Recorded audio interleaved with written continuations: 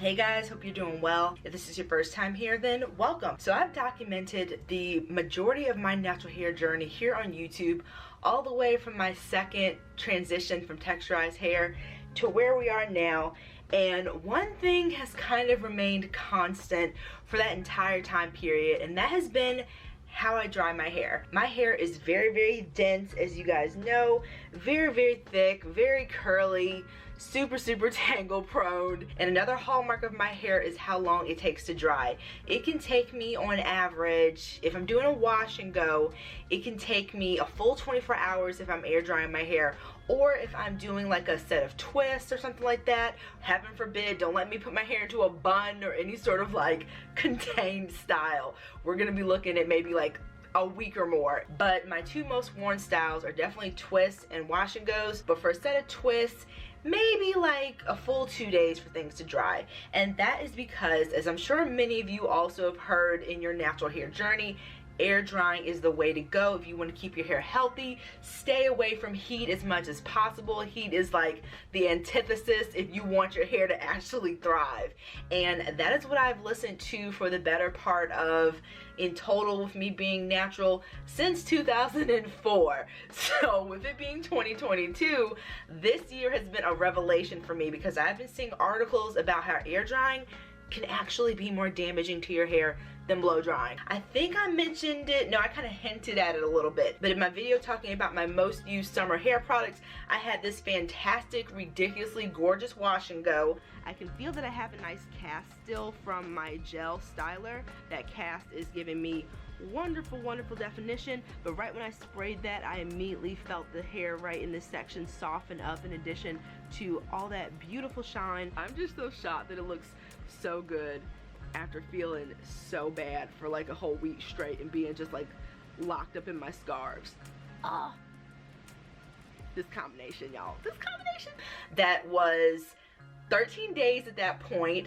I'd had COVID for most of the time that my hair had been in that wash and go and all that comes with that, and my hair still looked amazing. And I hinted that there was a tweak, a major tweak in my routine that I had done for that styling period, and that is what we're going to be talking about today. I'm going to be showing you guys today what I did for that COVID wash and go that turned out so beautiful, including using the same exact products. But before we get into actually what I'm going to be doing, I wanted to share with you guys the non-scientific girly version of what I've read in these various articles about air drying versus using a blow dryer to style. And I'm going to be linking the article down below because it really breaks down like the nitty-gritty. But basically they did this study and it showed that although using a blow dryer on the surface of your hair at a high heat and for an extended period of time where it's not moving continually can cause more surface damage, that air drying your hair can actually do more internal damage to your hair. So blow drying, more surface damage, air drying can get more into like the actual hair strands and cause more damage that way. The constant and excessive swelling and de-swelling of the hair strands at this internal level can affect the lipid layer, causing strands to become weak, dry, less elastic, frizzy, and also leading to increased breakage. The article also interviewed a stylist that said the weight of wet hair for an extended period of time can also create a heaviness and stress on individual strands, leading to increased weakening of the strands also. And basically this whole phenomena is known as Hygral fatigue. And I'm sure that those of us who really get in the weeds with hair care and researching in articles have heard about that before. Also, it's why a lot of people don't recommend sleeping in deep conditioners or going to bed with your hair wet, because your hair is wet for an extended period of time, causing that swelling and de-swelling that they say can weaken that inner layer of the hair strand. So I'm going to link the article down below for you guys to check it out. But that's my basic summarization of the whole thing. Speaking of me documenting my whole pretty much 75% of my hair care journey at this point in my life here on YouTube, if you guys have been with me for a few years, you know that it never fails. Maybe once or twice a year, if I'm lucky, it's maybe once. But I mentioned to you guys I'm going through a weird period with my hair. I tried so many other things to get it back on track, and just that's where we were at that point in time, and I just basically have to let it ride and my hair would just rebalance in some way. But now I'm wondering if almost 15 years cumulatively of me air drying for such long periods of time, and if you think about it, let's say I'm washing my hair once a week. I'm letting it air dry for anywhere from 24 hours to, you know, maybe 48 plus. I'm doing that consistently every week for about 15 years. Maybe those weird bouts of damage that I would have every year like this,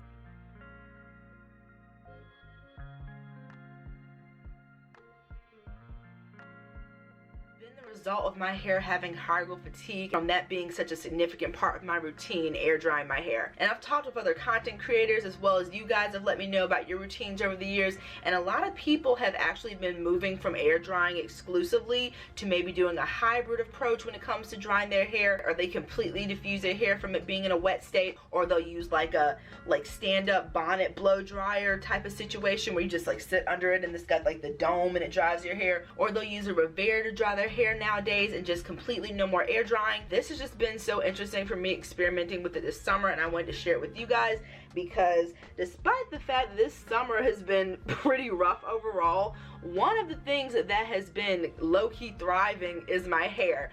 And I don't know if it's a mixture of this new drying routine or what, but I am very happy with it. Also very simple 2-product combo, which I love. I'm going to be using the Bask and Bloom Ease leave-in conditioner as my leave-in, which has been one of my go-tos this year, and I'm going to be styling with the Genador Beauty Smooth and Defined Moisturizing Gel Styler. Now I've tried this drying method with the wash and go, also with a set of twists. I do a hybrid approach, so you'll see when we get to the demo portion exactly how I do the new drying process. So I'm going to do the rest of my fun wash day, and then I'll be back with you guys at the very end for the drying process. So I was going to show you guys applying the 2 products to my last section of hair. My camera's acting weird again, giving me weird error messages and trying to just like delete everything. So what I did after applying all the product is that I pinned my hair up and kind of did a cross section type of vibe, with one section going over here and another here across my head to kind of give me a little bit of stretch and elongation. And I'm doing like a hybrid of air drying plus using my blow dryer to finish off the remainder of my drying time. And I'm going to be using my Smoothwrap. This is the blow dryer that I used when I straightened my hair last time, and I saw a big difference in the feel of my hair and how straight it got compared to how it normally does in the past. And the Smoothwrap is a really good blow dryer for curly hair. I did a lot of research on this one before picking it up, and it was actually sold out for the longest, and it took me forever to actually get my hands on one. But a few reviews actually compared this to the Dyson Airwrap. I don't know about all that. That one is too rich for my blood. I've never tried any hair tools from Dyson, but this one is supposed to be really good for providing smoothness to the hair as well as helping to maintain more moisture. It's definitely the most quiet blow dryer that I've had. Really good option because it's not super expensive, and it does a really good job on my curly hair as well as prepping my hair when I want to straighten it. Still pretty damp. I would say that it's maybe 70% damp still, maybe 60%.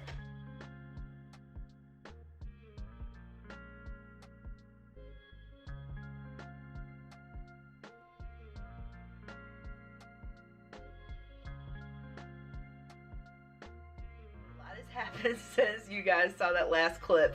As you might be able to tell, it's like freaking daylight over here now. I got hungry, and after I finished blow drying this back section, I went and got some breakfast really quick, and now I'm back to finish up the whole thing. It has a cool shot button right here. I'm going to be holding that down for the majority of the time that I'm drying, because this whole process for me really doesn't involve any heat. The thing that's really drying my hair is that air pressure, that flow of air is getting in there, not necessarily heat. So I'm not getting any heat damage, but it's helping to speed things up. Totally best of both worlds. I love it. There are 3 different heat settings, and then there are actually 2 different speeds. This little 0 just means that it's off. So the first one here is a low speed, and this one's more of a medium speed.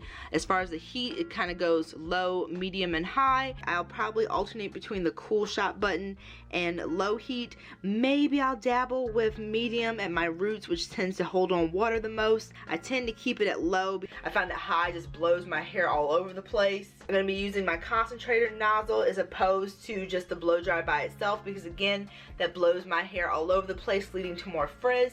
And although this does come with a diffuser attachment, I find that with a diffuser attachment, from what I've seen, it's more so for using on curly hair that's looking for volume. And my hair is already really thick and voluminous, so I like to use this concentrator nozzle. Primarily, I'm going to be using this in an upward down motion to kind of smooth the cuticle a little bit, kind of seal things a bit while I'm drying. I also am going to be doing this type of number because that motion helps to get to the inner chambers of my hair and help to dry it that way. So that kind of gives you an overview, because once this thing starts going, you won't be able to hear me at all for the most part.